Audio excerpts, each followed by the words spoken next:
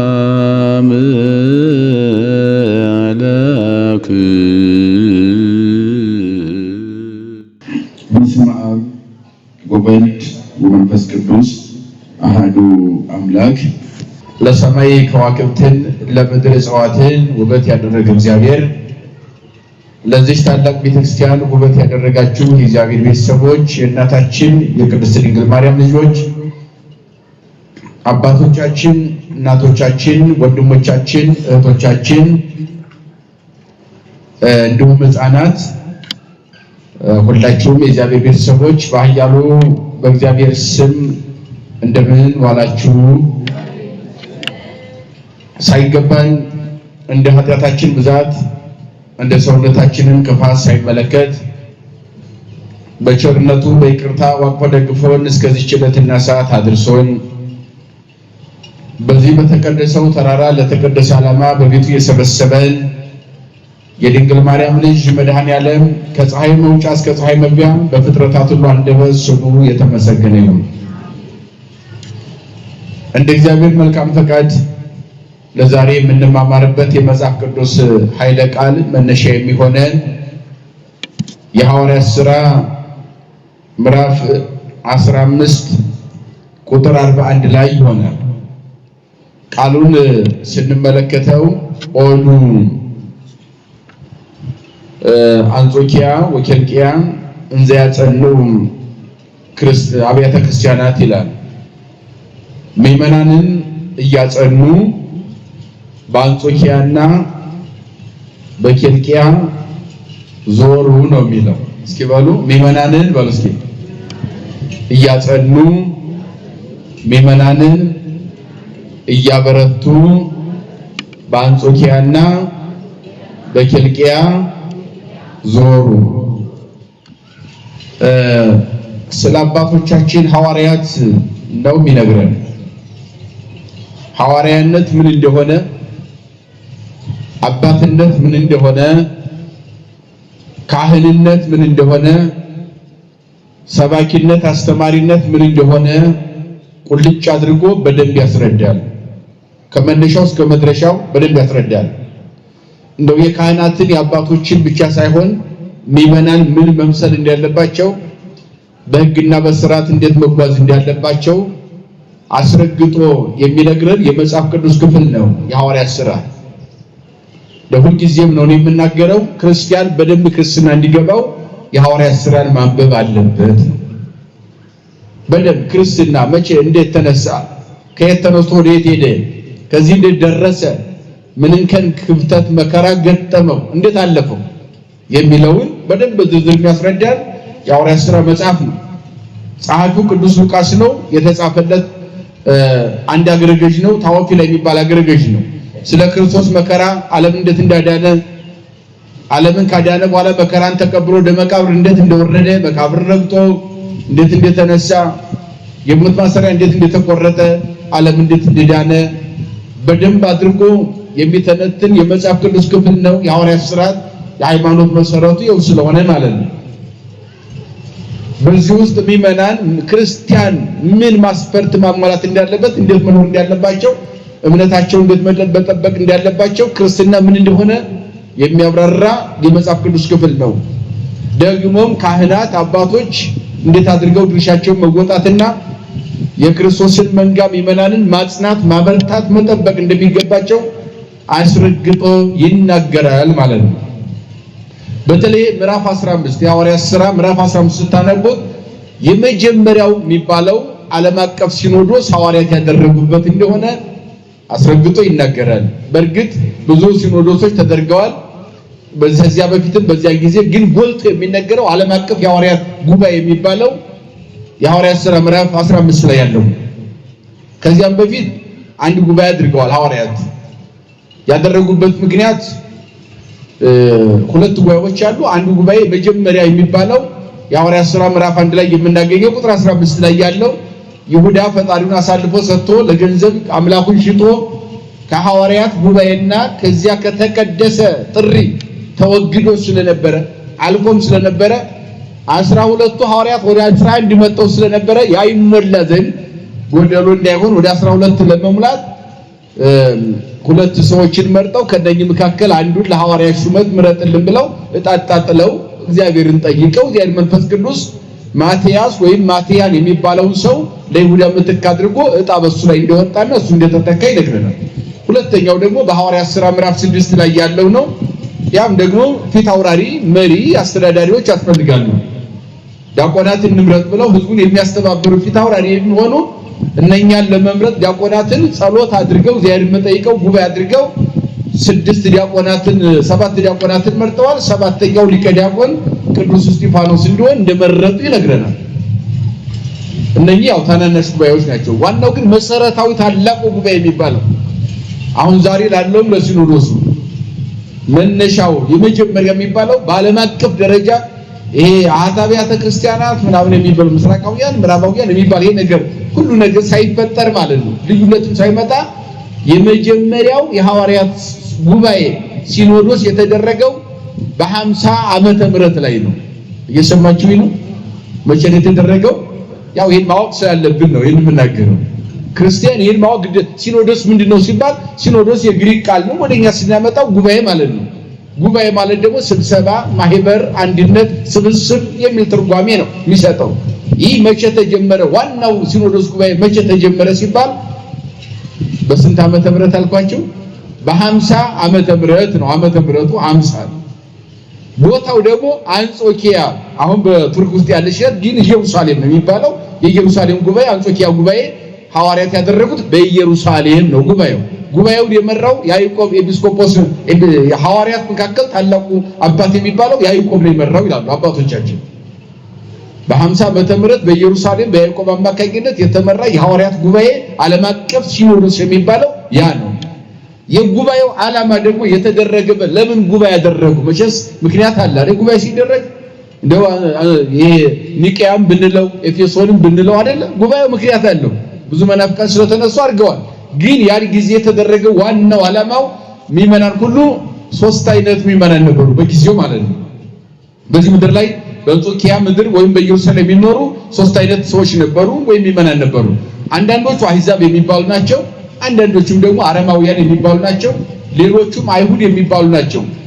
ግን እነኚህን ሁሉ ወደ አንድ ለማንጣት ወደ አራተኛው ክርስትና ወደሚለው እምነት ለማንጣት ትግል ነበረ በዚያ ዘመን ማለት ነው። ሐዋርያት ዓለምን እየሰበኩ ነው፣ እያጽናኑ ነው፣ እያስተማሩ ነው። ዓለምን ለመስበክ የተሰበኩትንም ለማጽናት በየሀገሩ ይዞሩ ነበር። በአንጾኪያ በኪልቅያ ይዞሩ ነበረ ለማጽናት ብለን መነሻ ያደረገው ዋናው መሰረታዊ ነገሩ ምዕመናንን ያመኑትን ክርስቲያኖች ለማጽናት ምን ለማለት ያላመኑትን ምን ለማለት ለማሳመን፣ የራቁትን ለማቅረብ፣ የተበተኑትን ለመሰብሰብ ጥረት ላይ ነበሩ ሐዋርያት እያስተማሩ ነው። ክርስቶስ አድርጓል። እነሱ ክርስቶስን ትምህርት ወንጌል ተረክበው እያስተማሩ ነው ዓለምን ማለት ነው። እና በዚህ ሰዓት እነኚህ 3 አይነት ሰዎች ነበሩ። ከክርስቲያኖች ውጭ ያሉ 3 አይነት ናቸው። አሕዛብ፣ አረማውያንና አይሁድ። እስኪ ባሏቸው አሕዛብ፣ አረማውያንና አይሁድ። እነኚህ በእምነት የተለያየ እምነት ነው ያላቸው። አሕዛብ የሚባሉት አሁን ኤፌሶንን ብንለው ቅዱስ ጳውሎስ እንደላከላቸው ለኤፌሶን ምዕመናን፣ ለሮም ምዕመናን፣ ለሮሜ ምዕመናን ወይም እንደውም ደግሞ በግሪክ ላሉ ለቆሮንቶስ ምዕመናን፣ ለፊልጵስዩስ፣ ለቆላሲዩስ እያሉ የምንጠራቸው እነኚህ ሁሉ በአጠቃላይ የአሕዛብ ዓለም ነው ማለት ነው። አሕዛብ የምንላቸው እንጨቱን ጠርበው ድንጋዩን አለዝበው አምላክ ነው እያሉ ፍጡር የሚያመልኩ ከንቶች ናቸው። በዚህ ውስጥ ያሉ ናቸው አሕዛብ የምንላቸው። ዝም ብለው እንጨት ድንጋይ የሚያመልኩ ማለት ነው። መጽሐፍ ቅዱስን ጥሰው ማለት ነው። በእግዚአብሔር ላይ ደባል አምላክ ሌላ አምላክ የያዙ አሕዛብ ይባላሉ። ቅዱስ ነቢዩ ኤርሚያስ እነኝም ይላቸዋል ዘያመልክ በፍጡር ርጉም ሞቱ ይላቸዋል። ፍጡር የሚያመልክ የተረገመ ነው ብሏቸዋል። እነሱ ግን ፍጡር ድንጋይና እንጨት ያመልካሉ፣ እግዚአብሔርን አያመልኩም። ክርስቶስ አምላክ ወደዚህ ምድር መጥቶ ዓለም ማዳኑን የባህሪ አምላክነቱን አያምኑም። እንጨትና ድንጋይ የሚያመልኩ ለእንጨት ለድንጋይ ዝም ብለው መስዋዕት እያቀረቡ ያንን መስዋዕት እየበሉ የሚጨፍሩ ናቸው አሕዛብ የሚባሉት። ከቃሉ ጋር ናቸው። በጥቅሉ ፍጡር የሚያመልኩ እንጨቱን፣ ድንጋዩን፣ ባህሩን፣ የብሱን ደስ እንዲያላቸው የሚያመልኩ ምን ይባላሉ? ከፈለጉም ደግሞ የነ ቄሳርን ሐውልት አቆመው ቄሳርን ጣዖት የሚያመልኩ የቄሳርን ድንጋይ ሐውልት የሚያመልኩ ማለት ነው። ዙሮ ፍጡር አምላኪዎች ናቸው አሕዛብ የሚባሉት። ሁለተኛዎቹ ደግሞ አረማውያን ናቸው። አረማውያን የሚባሉት ደግሞ እንጨትም አያመልኩም፣ ድንጋይ አያመልኩም፣ ባህርም አያመልኩም፣ የብስም አያመልኩም፣ የነገስታት ሐውልት አቆመው ጣዖት ያን ድንጋይ አያመልኩም ማለት ነው። ታዲያ እግዚአብሔርንም አያመልኩም። ማንን ያመልካሉ? አምልኮ የላቸውም። አረማውያን የሚባሉት ይበላሉ፣ ይጠጣሉ፣ ይመሻል፣ ይነጋል ብቻ እንደዚህ የሚኖሩ ናቸው። ጭራሽ ምን የሌላቸው ማለት ነው? አምልኮ የሌላቸው ናቸው። ምን የሚባሉት አረማውያን የሚባሉት አምልኮ የላቸውም። ምንም እግዚአብሔርንም አያመልኩም፣ ፍጡርም አያመልኩም፣ ፈጣሪንም የማያመልኩ ዝም ብለው የሚኖሩ እነኚህን ምን ይሏቸዋል ሊቃውንቱ? እንስሳዊ ባህሪ የተላበሱ ይባላሉ። መቼስ ይበላል፣ ይጠጣል፣ ይመሻል፣ ይነጋል፣ ይኖራል፣ ሲሞት ይሞታል። ያ ማን ነው? እንስሳ ነው አይደል? እንስሳ ነው በቃ። ምንም ሰው ነው ተፈጥረው እንስሳዊ ባህሪን ገንዘብ ያደረጉ ናቸው እነኚህ። በቃ እንደው መብላት፣ መጠጣት፣ መዳራት፣ መኖር ብቻ፣ ሲሞት መሞት ብቻ ነው። እንስሳዊ ባህሪን የተላበሱ አረማውያን ይባላሉ እነኚህ። ሶስተኛዎቹ ደግሞ አይሁድ ይባላሉ። ምን ይባላሉ? አይሁድ ይባላሉ። አይሁድ የሚባሉት ዓለማት ሳይፈጠሩ እግዚአብሔር ነበረ ብለው እግዚአብሔርን ያምናሉ። አዶናይ ይላሉ። አዶናይ ማለት ያው ኮናኔ በጽድቅ ፈታሄ በረት ነው። እውነተኛ ፈራጅ፣ በእውነት የሚገዛ አድልዎ የሌለበት በፍርዱ የማያዛባ እውነተኛ ፈራጅ፣ ትክክለኛ ገዥ ማለት ነው። አዶናይ ያለ እግዚአብሔር ብለው ያምናሉ። ነቢያት አባቶቻችን ናቸው። የአብርሃም የቅዱስ ፍጥረት የአብርሃም ልጆች ነን ብለው እግዚአብሔርን ያምናሉ። ምን ያምናሉ? እግዚአብሔርን ያምናሉ። የነኚህ ትልቁ ችግራቸው ደግሞ እግዚአብሔር አለ ብለው ያምናሉ። ነቢያት ትንቢት ተናግረውለታል፣ ሱባኤ ቆጥረውለታል፣ ተስፋ መስቀል ሰብከውለታል ብለው ይህንን ያምናሉ። ይወርዳል ይወለዳል የሚለውን የሚያምኑ ወረደ ተወለደ የሚለውን ክርስቶስን ያልተቀበሉ ማለት ነው። ትልቁ ችግር እዚህ ላይ የአይሁድ ልዩነቱ ከኛ ጋር ክርስቶስ ወረደ ተወለደ ብለው ምን አይሉ አይቀበሉ። እስካሁን ድረስ ድንግሊቱ ከኛ ትወለዳለች፣ መሲሁን ከሷ ይወለዳል፣ ወደፊት ገና ለሚድናል ብለው ቀጠሮ የያዙ ግን ድነት ዓለም ያለፋቸው ክርስቶስ ለፍርድ እንጂ የሚመጣው ለመወለድ አይመጣም ነው እኛ እምነታችን። እነሱ ግን አልፏቸው ዝም ብለው አየር ላይ ተንሳፈው ገና ሌላ መሲህ የሚጠብቁ ናቸው። በእነሱ ዘንድ የሚመጣው እኛ ምን ተረጉመው ሐሳዊ መሲህ ውሸታሙ ሐሳዊ ዓለምን የሚያስተው ውሸታሙ መሲህ ይመጣል ነው እኛ የምንለው። ሰይጣን የሚጋልበው የሰይጣን ዓላማ ሊፈጽም የሚመጣ መሲህ ይመጣል። ያ ግን የኛ መሲህ አይደለም። የኛ መሲህ ከድንግል ተወልዷል፣ ድንግልም ተወልዳለች፣ በድንግልናም አምላኳን ወልዳለች፣ ለኛ ሰጥታለች። መሲሁ እኛን አድኗል። ከዚህ በኋላ የሚመጣው ለፍርድ ነው እኛ የምንለው። እነሱ ይወለድ ይመጣል ብለው የሚያምኑ አይሁድ ይባላሉ። ምን ይባላሉ? አይሁድ ይባላሉ ማለት ነው። እነኚህ በኢየሩሳሌም ይኖራሉ። በአንድ ሀገር፣ በአንድ ከተማ ባንድ ይኖራሉ። ሐዋርያት እነኚህ ይሰብኩ እነኚህ ጋር ይጋፈጣሉ። አይዛብም ጋር ይጋፈጣሉ። ድንጋይ አታምልክ፣ እንጨት አታምልክ፣ ባህርና የብስ አታምልክ፣ ይህን ሁሉ የፈጠረው እግዚአብሔርን አምልክ። እሱ ወርዷል ተወልዷል፣ በመስቀል ላይ ተሰቅሏል፣ ለምን አድኗል። ከዚህ ውጭ ሌላ አምልኮ ሊኖር አይገባም። አንዱ የሚታገሉት ከዚህ ዓለም ጋር ነው ሐዋርያት። ሁለተኛው የሚታገሉት እንጨትም ባህርም የብስም እግዚአብሔርም የሚባል የለም ብለው እንስሳዊ ባህር የሚኖሩ አረማውያን ጋር ይታገላሉ። አለ ሰማይን ምድር እናንተንም የፈጠረ የሚበላ የማይበላውን እያንዳንዱ ፍጥረትን የፈጠረ ሳይፈጠር ዓለም የነበረ እግዚአብሔር መጥቶ ዓለምን አድኗል፣ እሱን እመኑ። ከዚህ አረማውያንም ጋር ይታገሉ ነበር ሐዋርያት። አይሁድንም ደግሞ ይወርዳል ይወለዳል ብለው የተናገሩ አባቶቻችሁ ነቢያት ወርዷል ተወልዷል፣ ሌላ ድንግል አትጠብቁ፣ ድንግል ትወልዳለች። ኢሳይያስ እነሆ ምልክቱ ድንግል ትጸንሳለች፣ ወንድ ልጅ ትወልዳለች፣ ስሙ አማኑኤል ይባላል፣ ትርጓሜውም እግዚአብሔር ከኛ ጋር ነው ብሎ አባታችሁ ኢሳይያስ የተናገረ ድንግል ተወልዳለች፣ እርሱንም አማኑኤልም ተወልዷል፣ ከሷ ዓለም ድኗል። ሌላ መሲህ አትጠብቁ፣ መሲሁ የሚመጣው ዓለምን ለማሳለፍ ለፍርድ እንጂ ለመወለድ አይመጣም ብሎ ከዚህ ዓለም ጋር ይጋፈጡ ነበር። እነማን? አባቶቻችን ሐዋርያት በዚያ ዘመን ላይ። እነሱን የሚከተሉ ደግሞ ክርስቲያኖች አሉ። እነኚህ ያው የመሲሁን የለበሱ የመሲሁ ማደሪያዎች ክርስቲያኖች ናቸው። ምእመናን አይደሉም።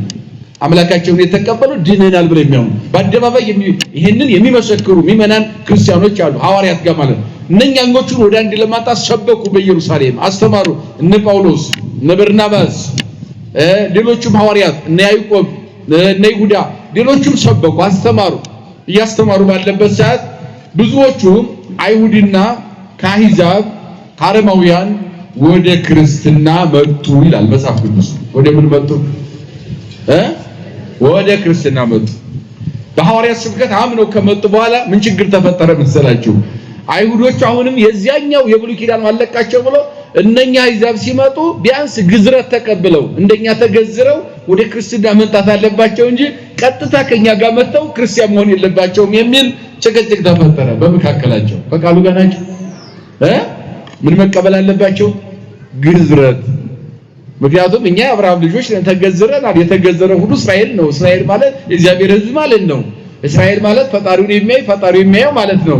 እስራኤል ማለት እንደ ፈጣሪው ሁሉን ቻይ ማለት ነው። የብሉይ ኪዳን መተርጉማን ይተነትኑታል እስከ ጥቁ። ስለዚህ እኛ ተገዝረን የአብርሃም ልጆች ነን። የቅዱሱ ፍጥረት የአብርሃም ልጅ ነው። እንደው የቅዱሱ ፍጥረት የአብርሃም ልጅ ና ውጣ ብሎ እግዚአብሔር በመንፈቀ ሌሊት ሲጠራው ወዴት ነው የምወጣው ብሎ መልካም ምድር ያልጠየቀ ከዘመዶች ተለይ ሲለው ጎሳና ሰፈር መንደር ነገድ ያልጠየቀ ሁሉን ትቶ እግዚአብሔር የተከተለ የቅዱሱ ፍጥረት የሃይማኖት መሰረት የሆነ የአብርሃም ልጆች ነን። በግዝረት እናምናለን። ከግዝረት ወደ ጥምቀት እኛ መምጣታችን ጥሩ ነው። እነኚህ ግን ቀጥታ ወደ ጥምቀት መምጣት የለባቸው። በግዝረት በኩል ወደ ጥምቀት መምጣት አለባቸው። ደግሞ የሚያገኙትን ይበላሉ። እኛ ግን ተሰፍሮ ተቆጥሮ ተመጥኖ ተለክቶ በሕግ ተጽፎልናል። በሕግ ነው የምንመራው። የሕግ ጻፊያችን ሙሴ ነው፣ ሕጋችን ኦሪት ነው የሚሉ ናቸው አይሁዶቹ። በመካከል ችግር ተፈጠረ። አረማውያኑ በቀጥታ መተው እኛ ጋር ክርስቲያን ሆኖ መቀላቀል የለባቸውም። አሕዛብም ቀጥታ መተው መቀላቀል የለ እንጨትና ድንጋይ አምላኪ ሁሉ ከኛ ጋር ቀጥታ ክርስቲያን ተብሎ ሊጠራ አይገባውም። ማመናቸው መጠመቃቸው ጥሩ ነው፣ በግዝረት ማለፍ አለባቸው የሚል ጭቅጭቅ ተፈጠረ። እነኛ ደግሞ እኛ ግዝረት አንፈልግም፣ መሲሁ መጥቷል፣ ኢየሱስ ክርስቶስ ዓለምን አድኗል፣ በዮርዳኖስ ተጠምቆ ሥርዓተ ጥምቀትን መስርቷል፣ ልጅነት ሰጥቷል። የተሰጠው ሕዝብ የለም፣ አሕዛብ የለም፣ አረማዊ የለም፣ አይሁዳዊ የለም፣ ለሁሉም መጥቷል። ይሄን የተሰበከው ከሐዋርያት ነው። ይሄን ስለሰበካችሁ መተናል፣ በግዝረት በኩል አናልፍም፣ ግዴታ አለብን የለብንም የሚል ሐዋርያትን ጠየቋቸው። ይህንን ለማስማማት ሲኖዶስ ተደረገ ነው መሰረተ ነገሩ። ሲኖዶስ ላይ ስንመጣ እነዚህን ሁሉ ወደ አንድ ለማንጣት ወደ ክርስትና ትክክለኛው መስመር ላይ ለማስገባት ምን ተደረገ? ውሳኔ ያስፈልገው አይደለ? ዛሬ አሁን ቤተክርስቲያን በአመት 2 ጊዜ ሲኖዶስ ታደርጋለች። የኛ ቤተክርስቲያን ስንት ጊዜ መቼ ነው የሚያውቃል? ብዙ አያውቀው። የሚገርማችሁ ከኛም ቤት ብዙ የማያውቃል። በእኛም ቤት ውስጥ ሆኖ ይሄ ሲጠየቅ የማያውቅ ሰው ብዙ ነው። እንኳን ለሚመናን ይከብዳል። ይሄንን ግን ማወቅ ግዴታ ነው። በአመት ስንት ጊዜ ይደረጋል? አንዱ ሲኖዶስ የሚደረገው መቼ መሰላችሁ? ጌታችን አምላካችን መድኃኒታችን ኢየሱስ ክርስቶስ በተነሳ በ24ኛው 5ኛው ቀን ማለት ነው የሚደረግ። ጌታችን በተነሳ በስንተኛው ቀን? በ25ኛው ቀን ይደረጋል። ቆጥራችሁ ማለት ነው። ክርስቶስ የሚነሳው ያው ትንሣኤ የሚከበረው እሑድ ነው አይደለ? የተነሳው እሑድ ስለሆነ መቼ ነው የሚከበረው? ከትንሣኤው ጀምራችሁ እሑድ ጀምራችሁ ቀኑን ብትቆጥሩት ወደደም ጠላ ያ ቀን የሚውለው ሮብ ቀን ነው። እዚያው ውጭ ሊሆን አይችልም። በቀመር ተከምሯል። ሮብ ቀን ነው የሚውለው። ርክበ ካህናት የሚባለው ያ ነው። ረቡዕ ነው የሚውለው። አይለቅም። ይሄን በቀመረ ዲሜጥሮስ ስለተቀመረ ማለት ነው። ቀመር ስላለ ቤተክርስቲያን ሮብ ቀን ነው የሚውለው 25ኛው ቀን። በዚያ ቀን አሁን ሲኖዶስ ይደረጋል። ጌታችን በተነሳ በስንተኛው ምን ቀደም ውለው ሮብ ቀን። ይሄ አንዱ በየዓመቱ የሚደረገው ሲኖዶስ ነው። ሲኖዶስ ሲደረግ ማየት ትችላላችሁ። መቼ ነው የሚደረገው የሚለውን ስትቆጥሩት ይመጣላችኋል። ይሄ ከትንሣኤ በኋላ የሚደረገው ሲኖዶስ ይሄ ነው። ሐዋርያት አስቀድመው ያደርጉትም በቀመር ግን የወሰነው ዲሜጥሮስ ነው ማለት ነው። ሁለተኛው የኛ ሲኖዶስ የሚደረገው መቼ ላይ ነው? ጥቅምት ላይ ነው አይደል? ጥቅምት መቼ? ጥቅምት 12 ላይ ለቅ 11 ዋዜማው ነው 12 ላይ ነው የሚሆነው። ጥቅምት 12 በዓመት ይሆናል በየዓመቱ ያን አይለቅ። ለምን ከተባለ ጥቅምት 12 ወንጌላዊ ቅዱስ ማቴዎስ ያረፈበት የረፍት ቀኑ ነው። በእኛ ቤተክርስቲያን ደግሞ አስተምሮ ምን ይታመናል መሰላችሁ? የኢትዮጵያ ወንጌላዊ ማቴዎስ ነው መጥቶ ሰብኳል። ወደዚህ ምድር መጥቶ የሰበከው ማቴዎስ ወንጌላዊ ነው። ኢትዮጵያ ላይ የሰበከው የኢትዮጵያ ሐዋርያ ነው ይባላል። ያንን መታሰቢያ አድርገን ጥቅምት 12 የቅዱስ ማቴዎስ የረፍት ቀኑ ስለሆነ በዚህ ቀን ምን እንላለን? ሲኖዶስ ይደረጋል ባጭሩ። ግን ወደ መስመራችን እንጣና ወደ መጽሐፍ ቅዱስ የዚህ ሁሉ መሰረት መጽሐፍ ቅዱስ ነው። ምንጩ መጽሐፍ ቅዱስ ነው። መሰረቱ ለሁሉም ህግና ስርዓት ማንኛውም ቀኑን አንበለው ትውፊት መነሻችን መጽሐፍ ቅዱሳችን። ይሄ ሰማያዊ ህገ መንግስት መለኮታዊ መመሪያ ነው። ዝም ብሎ ማንም በልቶ ጠጥቶ ደስ ብሎ ስልጣን ስላለው ተሰብስቦ አሻሽለው ሊያሻሽለው አይችልም። ዓለም ሲያልፍ እንኳን ለዘላለም ሕያው ሆኖ የሚኖር የማያልፍ የማን ቃል ነው? የእግዚአብሔር ቃል። እና ይህንን ጉባኤ ሐዋርያት ያደረጉት በ50 ዓመተ ምህረት በኢየሩሳሌም ያደረጉበት ዓላማ አሕዛብም አረማውያን አይሁዶች ጥያቄ አንስተው እርስ በርሳቸው ወደ ክርስትና ሲመጡ ክርክር በመካከላቸው ተፈጥሮ ነበር። ያም ትልቁ ችግር ስለመብል ስለመጠጥ እንደገና ስለመገረዝ ስላለመገረዝ ብዙ ጥያቄዎች አሉ በመጽሐፍ ቅዱስ ላይ ስታነቡ። እሱም ቤታቸው አንብቡ። 28 ምዕራፍ ነው ያለው የሐዋርያት ሥራ። በቀን አንድ ምዕራፍ ብታነቡ 28 ቀን በአንድ ወር ታጠናቅቋላችሁ ማለት ነው። ይሄ ማንበብ ደግሞ ክርስትናውን በደንብ መረዳት ማለት ነው፣ ማወቅ ማለት ነው። የሐዋርያትን ውጣ ውረድ ድካማቸው አባቶቻችን ምን አይነት ዋጋ እንደከፈሉ መረዳት እና ተሰበሰቡና ምን እናድርግ? በምግብ እየተጣሉ ነው፣ በህግና በስርዓት እየተጣሉ ነው። ግዝረት ምንድነው? እዚህ ላይ እነኛ ግዝረት አልተገዘራችሁ እኛ ጋር ክርስቲያን ልትባሉ አይገባም እያሉ ነው። እነኚህ ደግሞ እኛ ግዝረት የሚባል አያስፈልገንም በኢየሱስ ክርስቶስም እንጠመቃለን። ይህንን ነው ያወጀው እሱ። ግዝረት ይዛችሁ ቀጥሉ አላለም፣ አንቀበልም የሚል ጭቅጭቅ ስለተፈጠረ ሐዋርያት ተሰበሰቡ። ወጎ ወለወረዱም ብሔረ ይሁዳ፣ ወደ ይሁዳ ምድር የወረዱ ነበሩ። ወመሐርጎም ለአሕዛብ ወይቤልጎም ከመ የተገዘርክሙ በሕገ ሙሴ ኢትክሉ ሐይወን። እነኛ ምን አሏቸው? በይሁዳ የመጡት አይሁዶቹ በሕገ ሙሴ በጻፈው መሰረት ለአብርሃም እግዚአብሔር በሰጠው ሕግ መሰረት የተገዘረ ይድናል ስለሚል ምንም ብትማሩ ካልተገዘራችሁ በስተቀር ኢትክሉ ሐይወ መዳን አትችሉም አሏቸው። እነኛ አይሁዶቹ ናቸው። አረማውያንም አይዛብም ወደ ጥምቀት የመጡትን ወታውቁ ሕዝብ ፈድፋደ። እነኚህ ህዝቦችም ታወቁ። ያን ጊዜ በጣም እጅግ ታወቁ። በውስጣቸው ጭቅጭቅ ተፈጠረ፣ ሰላም አጡ። ወተዋቀሱቦሙ ለጳውሎስ ወለበርናባስ ወመከሩ ከመ ይፈንድጎሙ ለጳውሎስ ወለበርናባስ ወለቢጾሙኒ ሐዋርያት ወቀሲሳን እልሃለሁ በኢየሩሳሌም በእንተዝ ነገር። ከዚያ በኋላ ምን አደረጉ? አይ በዚህ በኢየሩሳሌም ያለውን ጉዳይ ለመፍታት አሉ። ስለዚህ ማን ያስፈልጋል? ኃያላን ሐዋርያት ጥንቅቅ አድርገው ግዝረትን ጭምር የሚያውቁ ወንጌል ብቻ አይደለም ብሉይ ኪዳንን ጠንቅቀው የሚያውቁ ሰፍረው ቆጥረው መጥነው ለክተው የሚያስተምሩ የአይሁድን አፍ ሊዘጉ የሚችሉ ምሁራን ሐዋርያት ያስፈልጋሉ ተብሎ ጳውሎስና በርናባስ የሚባሉትን ተከራክረው እነሱን ላኳቸው ይላል። ሌሎችንም ቀሲሳን ቄሶችን ጨማምረውባቸው ተከታይ አጃቢ ማለት ነው ተላላኪ የሚሆኑ ቄሶችን ጨመሩና እነኚህን ምሁራን ሐዋርያት ላኳቸው። ጳውሎስና በርናባስን ማን ይሄድ ብለው መርጠው ነው። በነገራችን ላይ በኢየሩሳሌም ያሉ አይሁዶች በቀላሉ የሚሰበኩ አይደሉም። ለዚህ ነው የተመረጡት። እነማን ይሄዱ? ለነሱ በቂ መልስ የሚሰጡ እነማን ናቸው? በነገራችን ላይ በዘመን ሂደት ማለት ነው የተሻሉ ከሊቅ ይመረጣል። እንደዚህ ሃይማኖታዊ ችግር ሲፈጠር ከሊቅ ተመርጦ ነው አፍ የሚያዘጋ ማለት ነው። አለበለዚያ በጣም ከባድ ከሆነ ያልሆነ ሰው ሂዶ ጭራሽ እምነት ያበላሻልና፣ ስለዚህ ጥንቃቄ ስለሚያስፈልገው እነማን ተመረጡ? አንደኛ የተመረጠው ጳውሎስ ነው። ማን የተመረጠው? ታላቁ ሊቅ። ለምን ተመረጠ የሚል ጥያቄ አለ። የገማልያል ተማሪ ነው።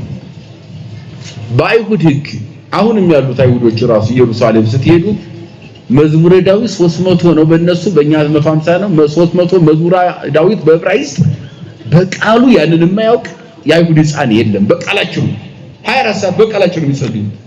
እሱ ብቻ አይደለም የነቢያት ትንቢትና ቀመረ ነቢያት ጥንቅቅ ብሎ በቃላቸው ኦሪትን ቶራ ነው የሚሉት እነሱ። በቶራ የሚባለውን ሕግ ጥንቅቅ አድርገው ኦሪትን በቃሉ የማያውቅ የአይሁድ ልጅ የለም።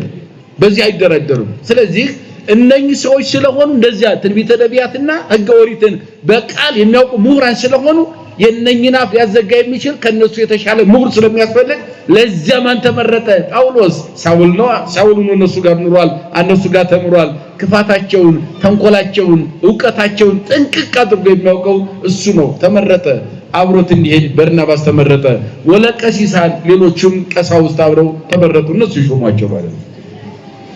ያንን ችግር የሚፈታ ግዝረት ያስፈልጋል አያስፈልግም ጭቅጭቁን ለመፍታት ማለት ነው።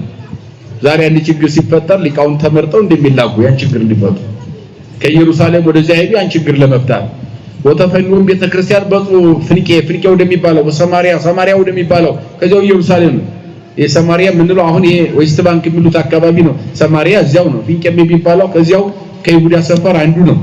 ወነገርጎሙ ዘከመ ተመይጡ አሕዛብ ወገብሩ አሕዛብ ወደነሱ ወደ እምነት እንደተመለሱ ነገሯቸው። አብየ ፍስሐም ስለኩሉ ቢጾሙ ከጓደኞቻቸው ጋር ታላቅ ደስታ ሆነ። አሕዛብ ወደ ክርስትና መጥተዋልና እነማን መጥተዋልና አሕዛብ ወደ ክርስትና መጥተዋል። እንጨት ድንጋይ ማምለክ በቃን ብለው ይሄ የሚበሰብስ እንጨት ምን ይሰራል? ከብርድ ከዝናብ ራሱን የማይጠብቅ ድንጋይ እናመልክም ከዚህ በኋላ እስካሁን ሳናውቅ ነው እዚህ ውስጥ የገባ ነው። ለካም ሁሉን የፈጠረ አለ። ለካም ያ ሁሉን የፈጠረው መጥቶ ዓለምን አድኗል። ዛሬ በኋላ እሱንም እንከተለው ብለው ወስኑ ይመጣሉ። ሐዋርያት ይህን ሲሰሙ እጅግ ተደሰቱ ይላል ነው ጳውሎስ። እጅግ ተደሰቱ ከእንጨትና ከድንጋይ ወደ አምላካቸው መጣታቸው እጅግ ስለሚያስደስት።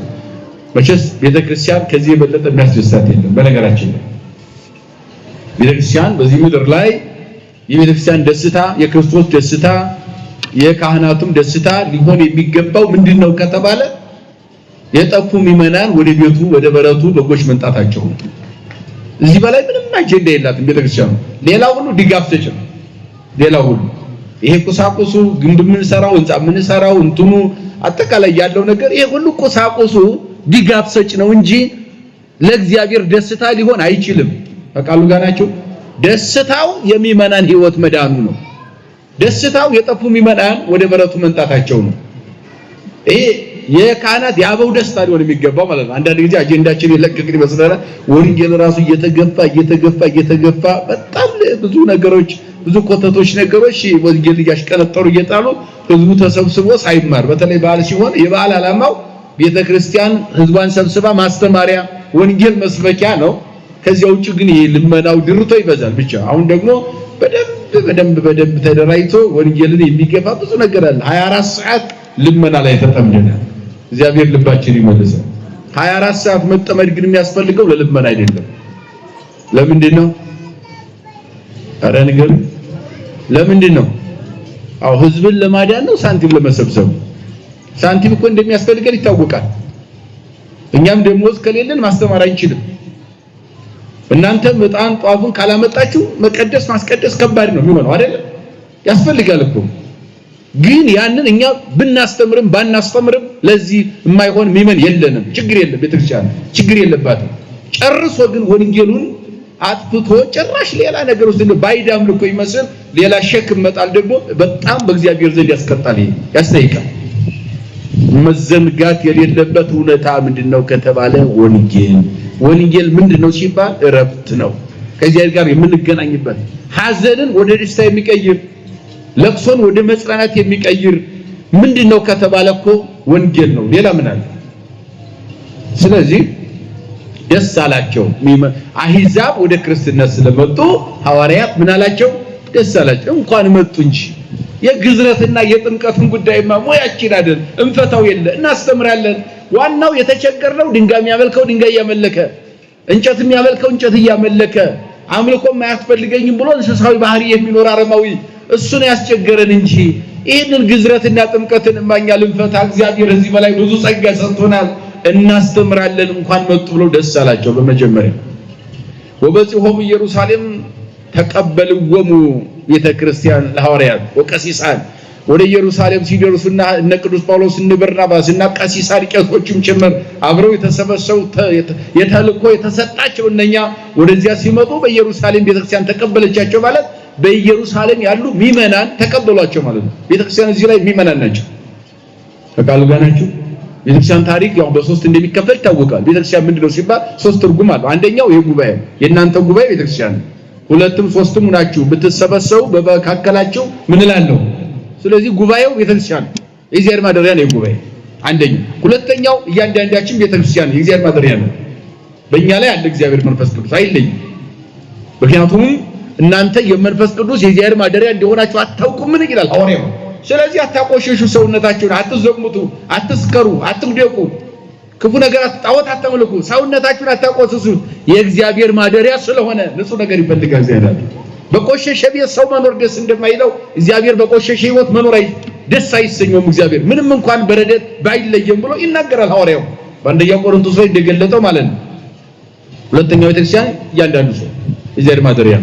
ሶስተኛው ቤተክርስቲያን ህንጻ ቤተክርስቲያኑ ነው። አገልግሎት የምናደርግበት ስጋው ደግሞ የምንቀበልበት እዚያ ጋር የምንገናኝበት የእግዚአብሔር ፊት ተብሎ የሚተረጎመው።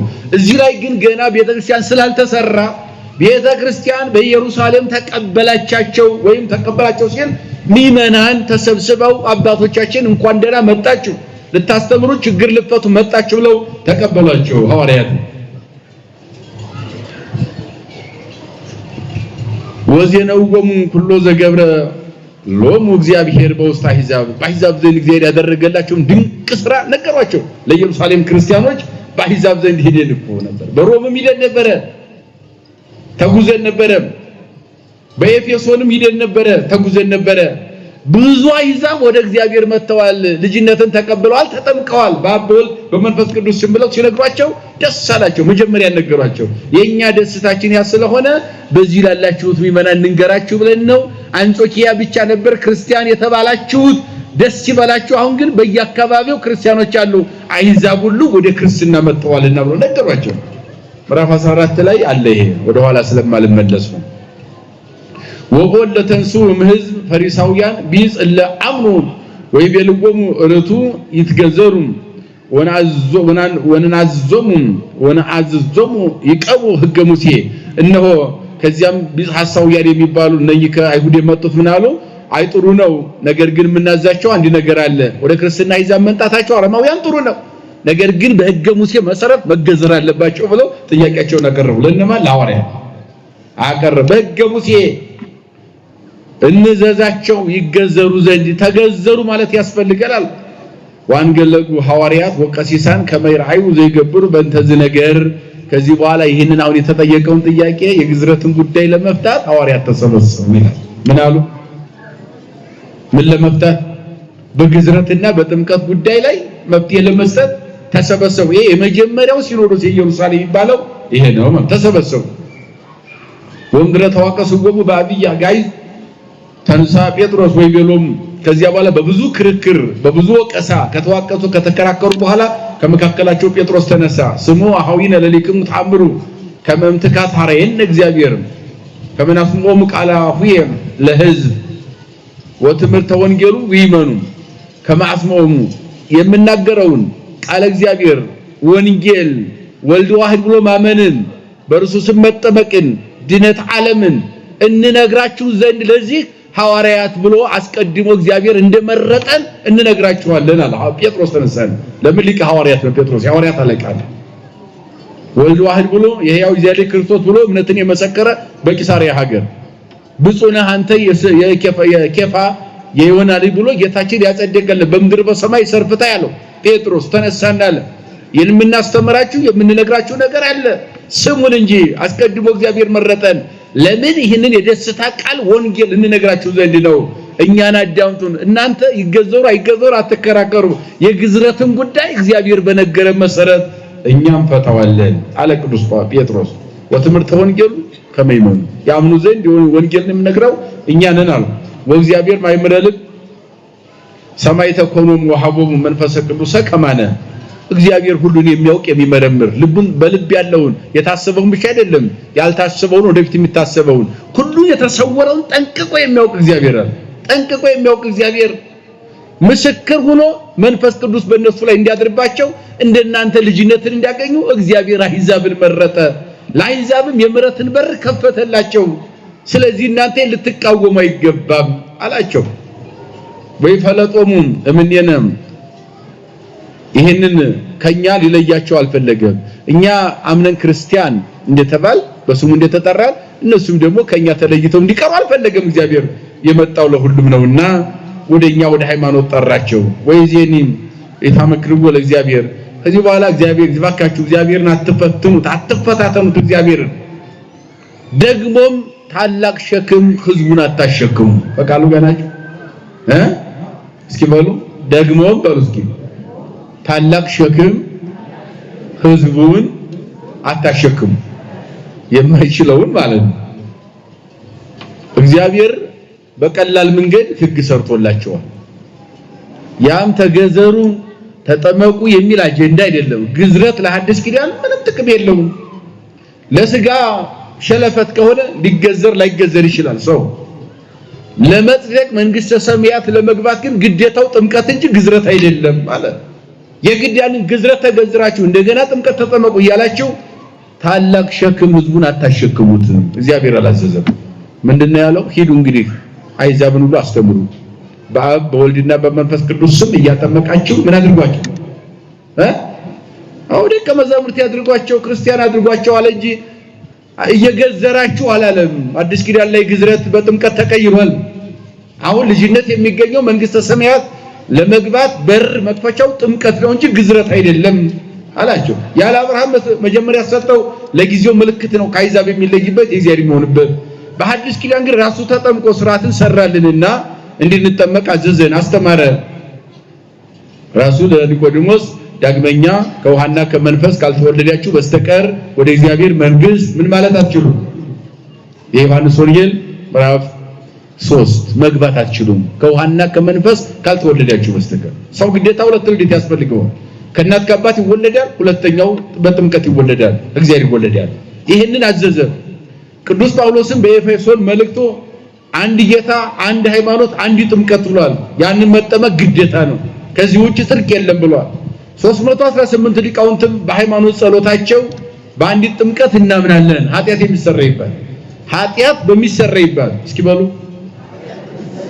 በአንድ ጥምቀት ምን እንላለን እናምናለን ተባለ እንጂ በአንድ ግዝረት አልተባለም ስለዚህ ግዝረት አዲስ ኪዳን ላይ ለጽድቅና ለኩነኔ ጥቅም የለውም ሊያጸድቅም ሊያስኮንንም አይችልም አለና አስተማረ ዳይሙ ከመንየው በጸጋ እግዚእነ ኢየሱስ ክርስቶስ ነተአመን ወከማሁ እሙንቱ እኛ በኢየሱስ ክርስቶስ ጸጋ እናምናለን በሱ ጸጋ ምንን መዳን ነው አለ ጸጋ ሲባል ምንድነው ጥምቀት ጸጋ ነው ስጦታ ማለት ነው ጸጋ አቃሉ ጋር ናችሁ አሁን ብዙ ወገኖቻችን ሳይገባቸው ስለ ጸጋ ያከነከን ጸጋ ምንድነው ስትሯቸው ግን ትርጉሙ አይገባቸው ጸጋው ሰጠ ያለ የግዕዝ ቋንቋ ሲሆን ጸጋ ማለት ስጦታ ማለት ነው ስጦታ ሲተረጎም አንደኛ በ40 በ80 ቀን መጠመቅ ጸጋ ስጦታ ሰጠን እንጂ በዚህ እንድንጠመቅና ልጅነት እንድናገኝ ከዚያ በኋላ ጸጋ ሲተረጎም ከተጠመቅን በኋላ በቅባ ቅዱስ እንድንከብር ቅባ ቅዱስ እንቀባለን ማለት ነው ጸጋ ይህን ቅባ ቅዱስን ሰጠ ጸጋ ሲተረጎም ከቅባ ቅዱስ ቀጥሎ ወደ ስጋና ወደ ደሙ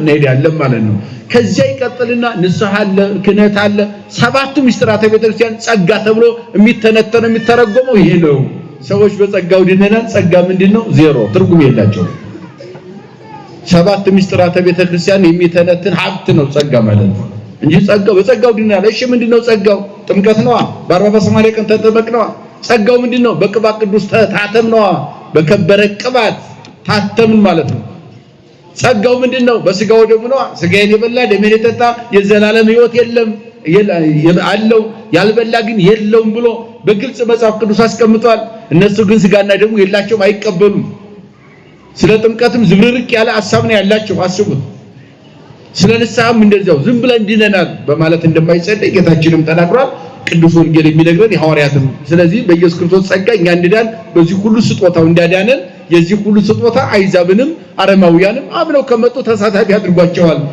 በግዝረት ምክንያት አጎትቷቸው ሸክም አታክብዱባቸዋል ወሶቢሃ አርመሙ ሁሉ ህዝብ ይከራከር የነበረው ሁሉ ጸጥ አለ ያን ጊዜ ይላል ምን አለ የሚከራከረው ሁሉ ምን አለ ስለ ግዝረት ስለምን የሚከራከረው ሁሉ ጸጥ አለ ያን ጊዜ ዋጥመጎም ለጳውሎስ ወለበርናባስ ለነኚህ ምሁራን ጸጥ ብለው በርናባስና ጳውሎስን አዳመጧቸው እንዘ ይነግሩ ሁሉ ዘገብረሎሙ እግዚአብሔር ታምረ ወመንክረ በውስተ አሕዛብ በአሕዛብ ዘንድ እግዚአብሔር ያደረገላቸውን ድንቅ ስራ ታምር ሁሉ ለህዝቡ ሲነግሩት ጸጥ አለ ህዝቡ ዝም ብሎ ማዳመጥ ጀመረ ይላል ወምድረ አርመሙ ተሰጠው ያዕቆብ ወይቤ ስሙ አሐዊነ ዝም ባሉ ጊዜ ያዕቆብ የተባለው ሐዋርያ ጉባኤውን የሚመራው እርሱም ከዚያ በኋላ እንዲህ ብሎ መናገር ጀመረ ወገኖቼ ወንድሞቼ ሆይ ስሙኝ አለና መናገር ጀመረ ወስሙንሂ ነገር ዘከማ አቅደም ተሳህሎ እግዚአብሔር ለህዝብ አንሳ ህዝብ ሙስቴቶም ለስሙ እነሆ ከዚያ በኋላ ለራሱ መጠሪያ የሚሆኑ ለስሙ መጠሪያ መታሰቢያ የሆኑ ህዝቦችን አስቀድሞ እግዚአብሔር እንደመረጠ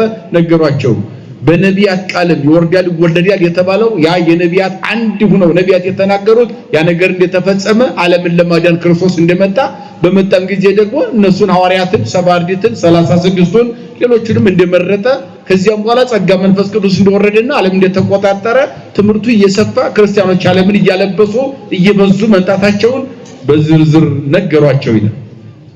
ወምዘ ሀብሩ ሐዋርያት ወቀሲሳን ሁሉ ህዝብ ከመሄዳዩ ከዚያ በኋላ ህዝብ ሁሉ እነሱን ይመርጡ ዘንድ ወይ የሚከተሉ ትምህርቱን በአንድ ድምጽ ሆነው አመኑ ይላል።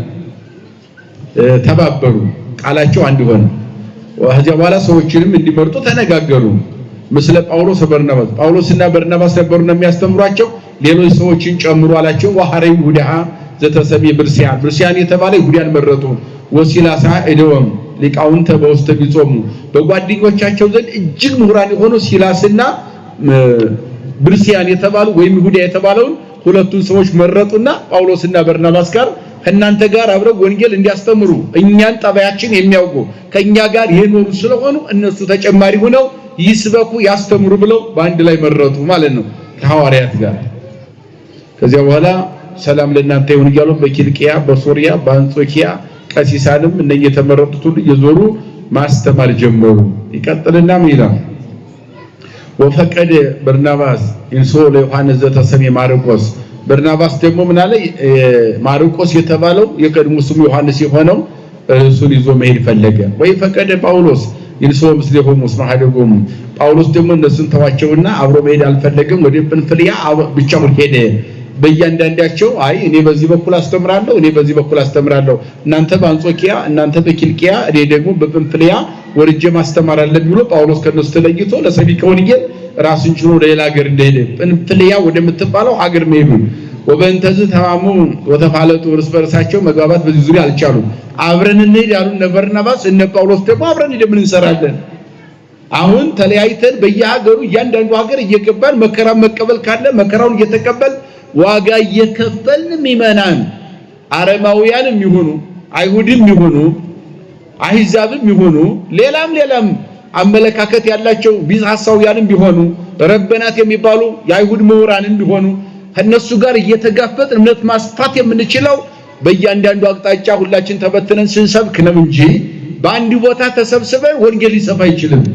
አቃሉ ጋር ናችሁ። በአንድ ቦታ ተሰብስበን ወንጌል ምን ሊል አይችልም። ምእመናን ሊበዙ አይችሉም አይደል? አሁን ብዙ ችግር አለ። አዲስ አበባ ላይ እንተረማመሳለን በስተን ሁሉም እዚህ ተቀምጧል። ወደ ገጠር ሲከር ደግሞ ችግር አለ አይደል? መበተን ያስፈልጋል። በየአቅጣጫው መውጣት ወረድ ቆላውንም ደጋውንም ያስፈልጋል። በረሃ ደጋ የሚባል ነገር የለም። ይሄ ዋጋ መክፈል በሰማይ ትልቅ ዋጋ ስለሚያሰጥ ማለት ነው። ትልቁም ተሰጥኦ ስለሆነ ማለት ነው። አሁን ያለብን ክፍተት አንዱ ትልቁ በሽታ ሁላችንም የተመቸ ቦታ እንሰበሰባለን። ወደ ታች ውረዱ ሲባል ግን የሚወርድ በጣም ማን ነው የሚወርደው ሲባል በጣት የሚቆጠሩ ሰዎች ናቸው የሚንከራተቱት ማለት ነው። ግን ብዙ ነገር እያጣን ያለ ነው። የምታዩት ነው። አይዛው አረማዊ ሁሉ ይቆጣጠረዋል። በዚያ ውስጥ ደግሞ በሾህ መካከል ያሉ ደግሞ የጽጌረዳ አበባ ክርስቲያኖች አሉ። እነኛ ላይ የሚደርሰው መከራ ያንን መቋቋም አልቻለም። ምክንያቱም ሌላው እየወረረ ሲመጣ እያለበሰ እየተቆጣጠረን እሾሁ እያነቀን ሲመጣ በጊዜው አልታረምም። መጨመር ማስተማር መስበክ አልቻለም። ነፍሰ ገዳይ ይበዛል። ያሉትን ለማጥፋት ሰይጣን ይታገላል በእነሱ ላይ አድሮ ማለት ነው። ያ ትልቁ ፈተና ምንድነው ከተባለ የሚመች ቦታ ላይ የተተረማመስ ነው ወደታይ ዝቅ ብለን አለመስራታችን ነው። እግዚአብሔር ልብ ይስጠን ሁላችን። ስለዚህ ሐዋርያው ምን አለ? በአንድ ቦታ ሄደን ምን ትርጉም አለው? ተለያዩ አለ። እንለያይ። አንተ አንድ ቦታ አንተ አንድ ቦታ ሄዱ እናስተምር። መከራም ካለ እንቀበል። በህይወት ብቻ ሳይሆን በሞት መስበክ ተገቢ ነው። እነ እስጢፋኖስ በድንጋይ ተወግረው አደባባይ ላይ የሞቱት ለወንጌል ነው። እነ ያዕቆብ በሰይፍ የተገደሉት የዮሐንስ ወንድም እነሱ ለወንጌል ነው። እነ ጴጥሮስም ታስረው በመከራ ውስጥ የነበሩ መልአክ እስከሚያወጣቸው ድረስ ጨለማ ውስጥ የነበሩት ለወንጌል ነው። በአንድ ላይ ሆነን መቀመጥ በአንጾኪያ ብቻውን በቂ አይደለም። ክርስቲያን የሚበዛበት አህዛብም አረማዊም ባለበት ሁሉ መበተን አለብን መስበክ ብሎ ሐዋርያው ቅዱስ ጳውሎስ በዚያ እየሰበከ ወደ ሌላ አካባቢ መሄዱ ሁላቸውም ደግሞ ስብከታቸውን እየሰበኩም ዋማይጸንጎ ቢጹ በጸጋ እግዚአብሔር ጳውሎስን በተሰጣቸው በእግዚአብሔር ጸጋ እነሱን ተማጸኑ። እባክህን አብረን እንሁን አብረን እንስበካሉ። አይ በአንድ ቦታ ሆነን መቀመጥ የለብንም ድርሻችን ለመወጣት በዓለም ዙሪያ መበተን አለብን ብሎ መሄዱ ወኦዱ ሶሪያ ወኪልቅያ ወኦዱ ሶሪያ ይላል ዞሩ ወይም ዞረ በኪልቅያና በሶሪያ ህዝቡን እያበረታ እያጸና ዞረ ይላል። እስኪ በሉ ህዝቡን በሉ እስኪ እያበረታና እያጸና በኪልቅያና በሶሪያ ዞረ። ቅዱስ ጳውሎስ ነው። ዞሩ ሲል ደግሞ የሁሉንም ዋጋ አለማሳጣት መተርጎም ነው ማለት ነው። ስለዚህ በዚህ መጽሐፍ ላይ የተመለከትነው አጠቃላይ ክርስቲያኖች እንዴት መብዛት እንደሚችሉ፣ ክርስቲያኖችን ለማብዛት አንድ ቦታ መምህራን መቀመጥ፣ አባቶች በአንድ ቦታ ብቻ መወሰን እንደማያስፈልግ፣ ቆላ ደጋ መውጣት መውረድ፣ ከዓለም ጋር መጋፈጥ፣ ዓለም ካመጣው ፈተናና መከራ ጋር መጋፈጥ፣ ደግሞም ያንን ድል ማድረግ እንደሚቻልም አባቶቻችን ነግረውናል። መፍትሄ መስጠት፣ ዝቅ ብሎ ህዝቡን ማወያየት፣ ችግራችሁ ምንድነው ማለት እንደሚያስፈልግ አባቶቻችን አስተምሮናል ማለት ነው። የሲኖዶስም የሊቃነ ካህናቱም የካህናቱም የዲያቆናቱም ህብረትን አጠቃላይ ድርሻችን ይሄ እንደሆነ መረዳት ያስፈልጋል። ምእመናንም ደግሞ በእምነታቸው ዝም ብሎ በማይረባ ክርክር መከራከር እንደሌለባቸውና ጥያቄ ካላቸው እናት ቤተክርስቲያን ብቻ መጠየቅ እንዳለባቸውና በጉባኤዋ ተገኝተው እውነተኛውን ትምህርት ማደላደል እንዳለባቸው ከዚህ መጽሐፍና ምዕራፍ ላይ በደንብ እንረዳለን ማለት ነው። የመከረን የገሰጸን ያስተማረን የሰራዊት ጌታ እግዚአብሔር አምላካችን ከፀሐይ መውጫ እስከ ፀሐይ መግቢያ በፍጥረታት ሁሉ አንደበት ስሙ የተመሰገነ